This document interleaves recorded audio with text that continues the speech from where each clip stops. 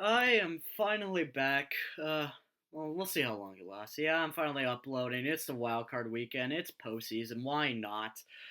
I know I haven't uploaded in a long time. I'm not gonna make any excuses. I've just had a lack of motivation. Kind of just, well, I never really felt my content was that good. But people say, "Hey, you should keep on uploading. Keep on uploading." I'm like, "Fine, you'll get one." I don't know how long I'm gonna keep on uploading, but you get what you want. Okay, happy. Trent.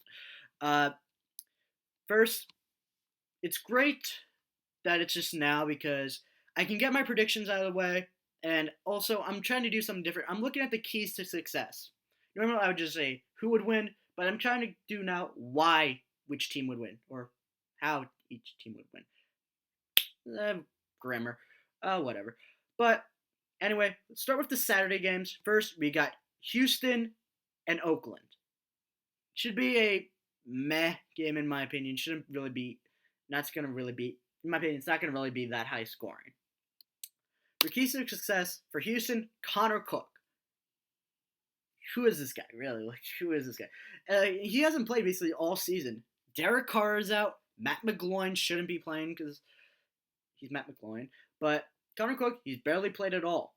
And, well, against in my opinion, still a pretty good Houston defense, he is just going to get destroyed out there. And for Oakland, it's Brock Osweiler. See what I did there with each team's quarterback? It's the other team's key success. So yeah, I know. And I know in another video I said that Brock Osweiler to the Texans was an amazing deal. Did I said it was worth the money? Yeah, I said it was worth the money. I was wrong. I admit it. I was wrong. I'm not perfect. I'm human. I'm allowed to make mistakes. I'm not some master at football. I may know a lot, but it's like I can't predict the future. I'm not some kind of master. I'm human who likes football. I'm a human that likes football. That's all I am. Yeah, whatever. But Brock Osweiler, he hasn't performed basically at all this season. And I know Oakland doesn't really have that much of a secondary, but it still has a pretty good defense in itself. But my winner will still be Houston. If they can get around Brock Osweiler, Lamar Miller's still pretty good. DeAndre Hopkins really hasn't been performing, but still is decently well. And then their defense, again, is still really amazing. Against Connor Cook, it should do really well. Now, for the Detroit and Seattle game. Again, this can go one of two ways. It can be low scoring, but again, it can be really high scoring as well. For the key to success, Seattle, it's a 12th man, obviously. Like, it's loud, it's in your face, and well, Seattle at home almost never loses. I mean, almost never loses. I think they've lost maybe one game so far, something like that, at home. So, big advantage for Seattle. They say home field advantage is a good thing. For Seattle, it's almost a guaranteed win. For Detroit, it's Matthew Stafford. You could say because Earl Thomas is not playing, because he's out with an injury, that should be the Lions' key to success. It could be. It could be. But I think Matthew Stafford, because he's a good quarterback, and he is definitely clutch, especially in the fourth quarter when you need it the most, Matthew Stafford can deliver. And, well, even against that, I have Seattle winning. It's the 12th man, obviously.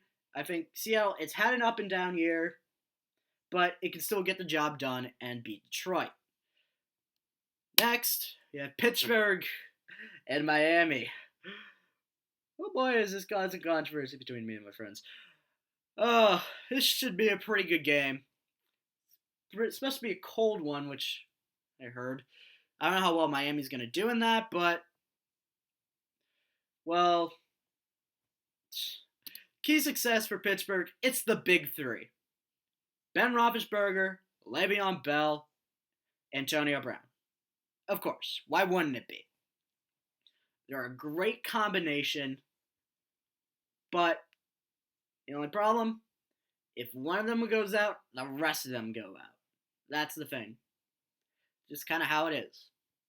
Especially Ben. If he goes out, and I know he's pretty frail, because he's gotten hurt a lot, if Ben goes out, Le'Veon Bell and Antonio Brown automatically go out. Just kind of how it is. Just how it is. keys for success for Miami is Jay Ajayi. Jay Ajayi? Jay Ajayi? How the hell do I pronounce his name anyway? Uh, he's a really good running back. Hasn't really had the best season, but remember, he killed it against Pittsburgh. 200 plus rushing yards, a couple touchdowns, ran up and down against the Pittsburgh defense. And even in cold weather, I know it was in Miami, and this is in cold weather, Jay Ajayi,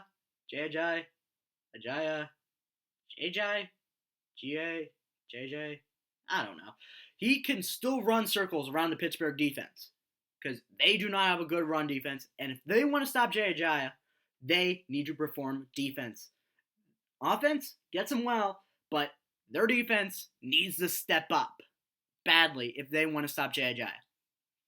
And if they don't, Miami is winning. Yeah, I'm calling it upset. This is why I call it a controversy. I have Miami winning. It's in Pittsburgh, correct. And I'm not saying it's going to be like a blowout like the Steeler game was, like when it was in Miami. I think it's going to be a lot more closer, maybe by a field goal or something. But I still see Miami coming out on top. But, you've seen before, Miami can perform in the snow. It can. For performing in Miami, it still plays against New York, the Jets, the Bills, and the Patriots. All very snowy regions. Which means for it living in a very sunny region of Florida, it can still perform very well in the snow because they prepare a lot for it. And I can just see him coming out on top just barely. And, well, that's what caused a lot of controversy between me and my friends. And for the final game, we have New York Giants at the Green Bay Packers. Whenever these two teams play, you know something's going to happen because it's usually a pretty good game. And this game is no doubt going to be a good one. Key to success for New York is going to be their Giants defense. Well, it hasn't been as good as it was a couple years ago and just beforehand. It's still a really good defense. And with Odell Beckham and Eli Manning on offense, of course, their defense can still perform well and just stop. Of course, they could stop James Starks. No, I'm just kidding. No, I'm kidding. James Starks. What the hell happened? The key to success really is Aaron Rodgers. I mean, why wouldn't it be? Why wouldn't it be? It's Aaron Rodgers. He's really consistent, always a good quarterback, and even when he's out, he can come back strong. Again, clutch, can be mobile, can have a good arm. Aaron Rodgers can do a lot of things against this Giants defense. And while I said the Giants defense is the key to success, Aaron Rodgers could still do some things against it. Against that, though, I had the Giants winning. You could call it an upset, but at the same time, you couldn't. Because the Green Bay defense is still good, but hasn't been performing. And it's going to be a battle of the offenses, that's for sure. It's definitely going to be a battle of the offenses. Maybe the Giants defense getting a couple picks. I think the Giants could just barely nudge out a win. They could. They've had some pretty close games and some close wins. And, well, I need to burp. But they've had some good wins. They've had some bad losses. But, well, those are the Giants for you. Just like being a Pitt fan, you got to expect for the worst. And with that, that is my wild card predictions and their key to successes. Thank you so much for watching. And Trent, you better be happy.